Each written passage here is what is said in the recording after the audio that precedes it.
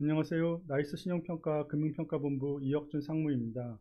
경착륙 위기는 벗어났으나 낙관하기는 이르다에 대해 발표하겠습니다.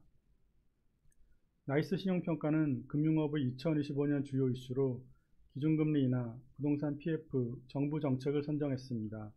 이 세 개 이슈를 중심으로 말씀드리겠습니다. 발표는 금융업 환경 변화, 업종별 전망과 이슈, 모니터링 포인트 순입니다. 먼저 금융업 환경 변화입니다. 글로벌 기준금리 인하가 시작되었습니다. 2021년 이후 고공행진해오던 소비자 물가지수 상승률이 강도 높은 통화긴축 지속에 힘입어 2024년 들어 하향 안정화 단계에 진입했습니다. 미국, 유럽 등 주요 선진국들이 기준금리를 인하하기 시작했으며 한국도 이에 동참했습니다. 인플레이션 추이를 감안할 때 2025년에도 기준금리 인하가 지속될 전망입니다. 인플레이션은 잡혔으나 고금리 통화정책을 장기간 지속한 후유증으로 경기가 둔화하고 있습니다. 소득 대비 가계부채가 과다한 가운데 고금리 기조가 지속되면서 이자 비용 부담이 증가하여 소비 여력과 대출 상환 능력이 저하되었습니다. 이에 따라 금융회사의 연체율 상승도 지속되고 있습니다. 부동산 시장에서 서울과 지방 간의 양극화 현상이 나타나고 있습니다. 2023년까지는 가격 방향성이 유사했으나 2024년 들어 서울은 상승으로 전환하는 반면 지방은 하락이 심화되는 모습입니다. 이러한 현상은 부동산 PF 문제 해결을 어렵게 만드는 요인이 될 수 있습니다. 미분양 주택과 부실 사업장이 주로 지방에 분포해 있기 때문입니다. 다음은 업종별 전망과 이슈입니다. 2025년 금융업권 주요 8개 업종의 신용등급 방향성은 안정적과 부정적 전망이 병존합니다. 통화정책이 긴축에서 완화로 전환되면서 고금리로 인한 연체채권 증가 위험은 완화될 것으로 보이나 이미 현실화된 부실자산의 정리 과제가 남아 있습니다. 은행, 생명보험, 손해보험, 신용카드 4개 업종의 신용등급 방향성은 안정적입니다. 사업환경 변화에도 불구하고 실적 변동성이 낮고 유사시 대응 능력도 우수합니다. 증권, 캐피탈, 부동산 신탁, 저축은행 4개 업종의 신용등급 방향성은 부정적입니다. 부동산 PF 부실 정리가 여전히 진행 중이어서 일부 회사는 실적 저하 압력이 존재합니다. 기준금리 인하가 시작되었으나 글로벌 경제의 블록화, 지정학적 리스크 확산 등 인플레이션 자극 요인이 여전히 많아 다시 초저금리 수준으로 내려가기는 어려울 것으로 보입니다. 한국은 금리 상승기에 가계부채와 부동산 PF 경착륙 위험을 우려하여 미국보다 기준금리 인상폭이 작았고 현재도 상대적으로 낮은 수준이어서 인하 여력도 제한적입니다. 또한 시중금리는 기준금리 인하를 이미 상당 수준 선반영한 상태여서 추가 인하 시에도 효과는 크지 않을 전망입니다. 현재 상황은 2012년과 많은 면에서 유사합니다. 저금리가 유발한 인플레이션을 잡기 위해 기준금리를 큰 폭으로 인상한 이후 부동산 PF 잠재 부실 현실화, 물가 상승률 하락, 경기 둔화 현상이 나타났습니다. 그리고 경기 침체를 막기 위해 한국은행은 기준금리 인하를 시작했습니다. 그때와 다른 점은 미국의 기준금리가 2012년에는 0에서 0.25%였던 반면 현재는 4.5에서 4.75%라는 것입니다.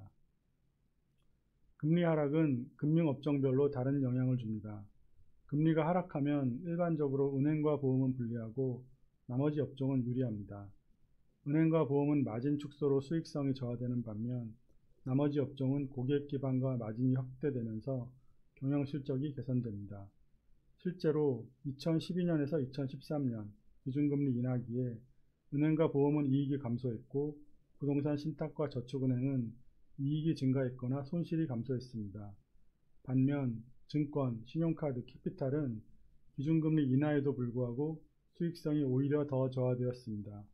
심지어 증권은 2013년 업계 전체적으로 적자 전환했습니다. 증권, 신용카드, 캐피탈의 실적이 저하된 것은 기준금리 인하보다 경기 둔화 효과가 더 컸기 때문입니다.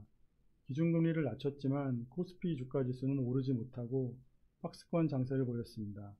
신용카드와 캐피탈의 연체율도 의미 있게 개선되지 못했습니다. 현재도 소득 대비 가계부채 부담이 과다한 상태라 기준금리 인하 효과에 대한 지나친 기대는 금물입니다.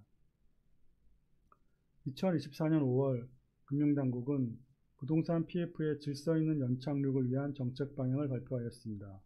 핵심은 사업성 평가 기준을 강화하여 옥석 가리기를 하자는 것입니다.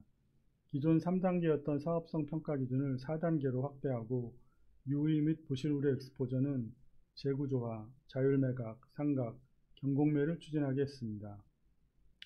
2024년 6월 말 기준 연체 유예, 만기 연장 3회 이상 33.7조 원을 대상으로 강화된 사업성 평가 기준을 적용한 결과 유의 및 부실 우려 엑스포저는 21조 원으로 전체 PF 익스포저의 9.7%였습니다. 나이스 신용평가의 예상 범위 내 규모로 금융업권이 감당 가능한 수준입니다. 나머지 사업장에 대해서도 강화된 사업성 평가 기준을 적용하고 부실 우려 익스포저의 경공매를 진행하는 과정에서 손실이 더 확대되겠으나 그 금액은 제한적일 전망입니다. 현재까지는 금융당국의 가이드라인을 기반으로 질서 있는 부실 정리가 진행 중인 것으로 판단합니다. 그러나 아직 연착륙을 낙관하기는 이릅니다. 유의 및 부실 우려 사업장은 자율매각, 상각, 경공매, 재구조화를 신속히 추진하여 이자 비용 등 추가 손실을 최소화해야 합니다.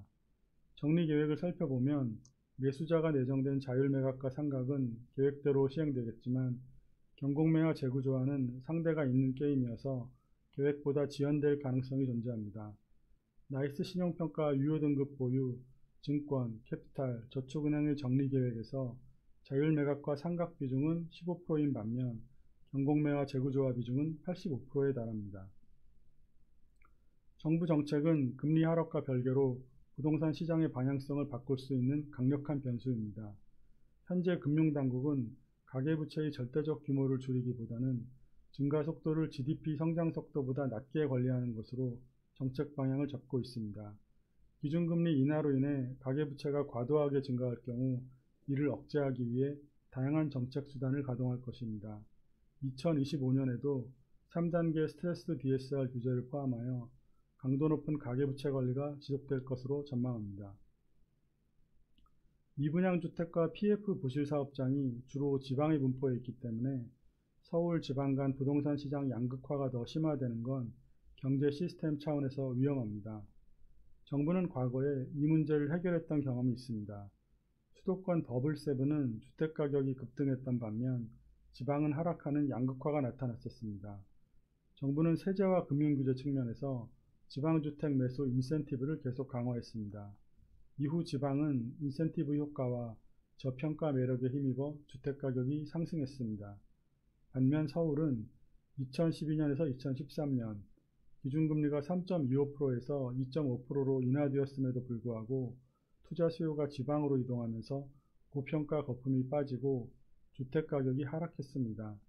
이는 2011년 저축은행 사태 이후 지방의 미분양주택과 부동산 PF 부실 사업장을 신속히 처리하고 서울 지방 간 경제력 양극화를 완화하는 데 도움이 되었습니다. 이번에도 정부는 서울과 지방의 주택 구입에 대한 투트랙 정책을 꾸준히 확대하고 있습니다. 이러한 투트랙 정책이 계속 강화되고 누적되면 어떤 결과로 이어질지 지켜볼 필요가 있습니다. 마지막으로 모니터링 포인트입니다. 2025년 금융업권 신용평가의 모니터링 포인트는 환경 변화에 대한 대응 능력입니다. 통화정책이 긴축에서 완화기조로 전환했고 미국에서는 민주당에서 공화당으로 정권이 교체되어 새로운 정부가 출범합니다. 거시경제환경 측면에서 많은 변화가 나타나는 가운데 어떻게 대응하는가에 따라 금융회사 실적이 출렁이게 될 것입니다. 긴축적인 통화정책 하에서 수익성과 자산 건전성이 저하되었던 회사의 실적이 회복되는지 확인이 필요합니다. 나이스 신용평가는 이러한 점을 포함한 환경변화 대응 능력에 중점을 두고 금융회사 신용평가를 수행할 예정입니다. 지금까지 경착륙 위기는 벗어났으나 낙관하기는 이르다에 대해 말씀드렸습니다. 경청해 주셔서 감사합니다.